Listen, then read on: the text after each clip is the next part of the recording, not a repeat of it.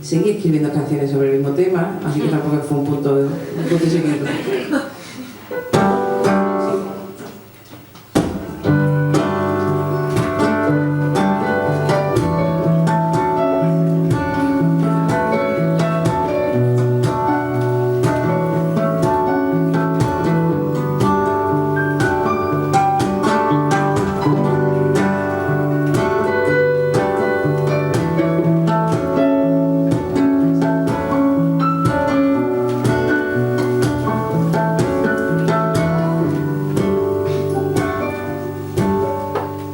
Fuimos paseo de carnaval, la prisa del que está llegando tarde a su cita. Fuimos pánico y verdad, el miedo del que está perdido en una isla.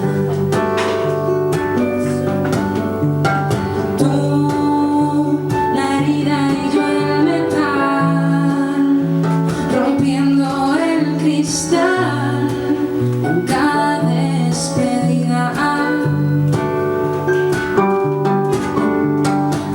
asumir que nada es para siempre, aprender a quedarse en silencio, apretando bien los dientes,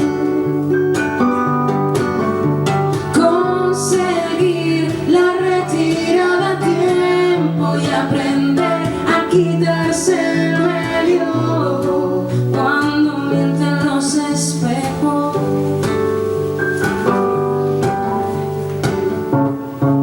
Cuánto mienten.